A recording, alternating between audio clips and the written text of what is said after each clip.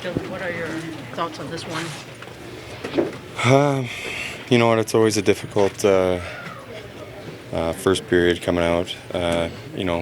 Playing here, they're a high offensive team. The first period just didn't go the way we wanted it to, and it's goalie interference called. It's called that. It's not goalie interference, and how I see it, I see. McKinnon's toe kind of grabs Hoose's heel and pulls him out of the crease, and they score, make it 1-0. Then they go on the power play, and it just gave their top guys too much touches with the puck, and it's something you really want to limit when you come to play in this arena, but that wasn't the case tonight. You guys had a decent push there early in the first period, it seemed like. Yeah. Just 5 on like 5. you said, yeah. 5 on 5, I thought we were pretty good tonight, and you know what, I think they got the big line there, and the way they roll around the offensive zone, we just gave them too much time and space with the puck, and they're going to make you pay. What can you guys do to limit? I mean, you guys keep having to dig yourselves out of holes here lately. Yeah, well, the good news is we get another crack at it tomorrow, and we're going to Arizona, and it's a back-to-back, but we get a little bit extra rest today. Tonight we should be getting in at a decent hour, so we're going to be battle tested, and hopefully feeling that when the game starts that our minds are in it and our bodies are in it because we played today. Hey, Dylan, how tough has this stretch been? I mean, all you guys are used to it, but it really seems like this little stretch has been physically kind of, yeah, played a lot of hockey. It has, and we've been practicing, and we're grinding right now, and we're fighting for our lives, and it is not the outcome we wanted tonight, but we get a chance tomorrow to respond, and then go into Vegas, which is a building that we've had some success in as a organization, and win the road trip. Do you see some slippage in the way you guys were playing earlier in the season when you had success, maybe especially team defense? I mean, I think tonight is very unfair to judge that. Overall, I don't think so. I think we've had games where we've really not played well. The Winnipeg game was one that we've all admitted to not playing our best, but we responded well. And tonight, I think it's a different story. We gave them power play after power play, and they get they get to go up 1-0, and I think that's the story of the game. Defense you guys were playing earlier in the season. I mean, it's tough to. I'm not going to speak on trends, but against a team like that tonight, you got to be very tight checking and got to be disciplined. And we kind of found our way in the box, and then once they get moving around, we played pretty passive in the D zone a little bit. We weren't able to attack and end plays and everything like that. So if you let those guys kind of go around the world, they're gonna find shooting lanes, they're gonna find passing lanes. It's gonna end up in the back of your net. It seemed like you guys had a decent pusher into first, but then you guys were starting to play with fire with going to the penalty box a lot. Well, yeah, I mean, like the coach challenge, I agree with what we decided to do in challenging that. 100% agree with that.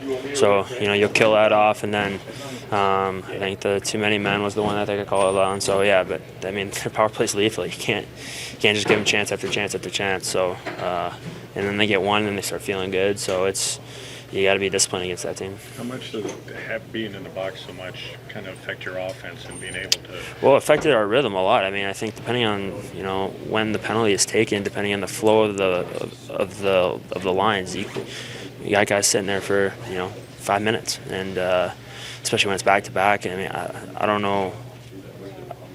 Berggren's sat on the bench for a while there, and it's not anyone's fault. I mean, he's got to get everyone out there, and he's got to keep the flow as much as possible. But when you take penalty after penalty after penalty, if the ice feels tilted, the guys are a little bit out of rhythm. So yeah, it's tough to take penalty after penalty after penalty. What do you guys have to do to turn this around as quickly as possible? I mean, play a lot better. I think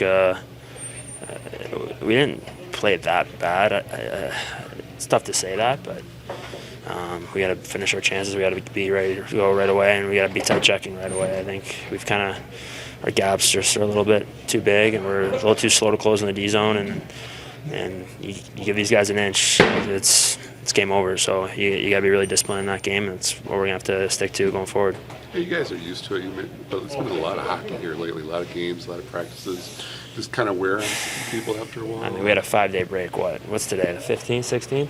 We had a 5-day break 21 days ago. Yeah, that's true. I mean, no one's tired. If you're tired, I don't know what to tell you. No one's tired. Did things change with that challenge?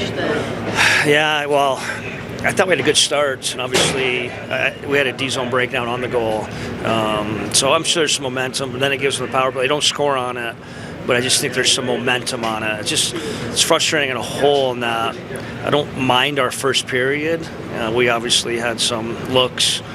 Probably should have had a goal or two, and then we get out of it down 2-0, which was a little frustrating. So it's kind of reflected the whole game. I usually don't grab the guys right after a loss, but I thought it was important. You leave the rink, you lose 6-3, you don't feel very good about yourself. But when you look at the whole process of it, we probably outchanced them. I know we outshot them. They just got some momentum off some power plays, and a couple of their guys had some really, really elite nights tonight. That was the difference. How much of it was their stars having big games and you guys' stars? Yeah, well, a lot of it was their stars, of course. That you get a game like that out of McKinnon. He completely took the game over, and there's momentum. Even when he didn't finish, he drew the penalty on a half breakaway, which they scored their 4th goal, and he had some of those great A's, got the building going with some zone time he created. So, yeah, certainly a credit to a couple of their stars tonight. But again, we left some plays out there. We had some opportunities, and I think we could have done some things a little. I'm not going to say the word lucky early on, but I think if we could have cashed in with some of our chances early on, this could have looked a little bit different in the end. Is it kind of becoming a broken record a little bit, or just, I don't know? What do you mean by broken record? Or in other words, just falling behind, too. Yeah, that's chasing games. Yeah. Not only chasing games against elite, and because you're going to give up some things maybe in transition.